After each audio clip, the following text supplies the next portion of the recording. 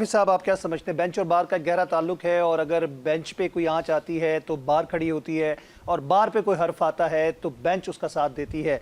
इस वक्त ये कहा जा रहा है, ज्यूम किया जा रहा है, और ये कहा जा रहा है कि शायद ऐसी कोई आईनी तरमीम की जाने की कोशिश की जा रही है कि जिसमें जजेस की तैनाती के हवाले से बात की जाए। आप कैसे देखते हैं कि अगर ऐसी कोशिश की गई तो उसके असरात क्या होंगे?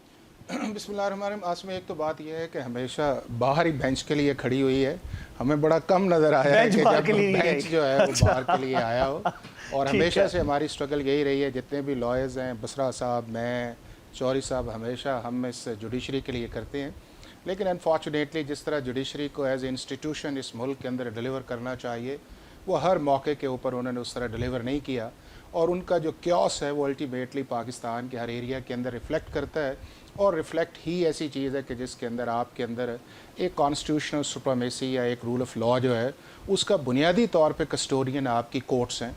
और कोर्ट्स को जिस तरह परफॉर्म करना चाहिए अनफॉर्चुनेटली उस तरह परफॉर्म नहीं कर रही। दूसरी उस चीज़ के अंदर ये है कि कॉन्स्टिट्यूशनल अमेंडमेंट जो है वो पार्लियामेंट का इस्तेहकाक है। वो आर्टिकल 238 या 39 के नीचे 239 के नीचे कर सकते हैं। लेकिन जो एक चीज़ है वो मैं इसको बिल्कुल क्लियर करता हूँ, जो बसरा साहब ने भी कहा कि कोई भी आपकी कॉन्स्टिट्यूशनल अमेंडमेंट जॉइंट सेशन के अंदर नहीं पेश की जा सकती। उसके लिए आपको इंडिपेंडेंट हाउस के अंदर जाना पड़ेगा, चाहे सेनेट है या उसके बाद आपकी नेशनल असम्बली है। और अगर कोई होती है, पेश होती है, तो आपको उसकी टोटल मेंबरशिप उस हाउस की, उसकी 2/3 मेजॉरिटी चाहिए। ये नहीं है कि जिस तरह आपकी नॉर्मल लेजिस्लेशन आती है उसके अंदर आपके जो प्रेजेंट इन मेंबर्स होते हैं उसकी बुनियाद के ऊपर आप कर लेते हैं।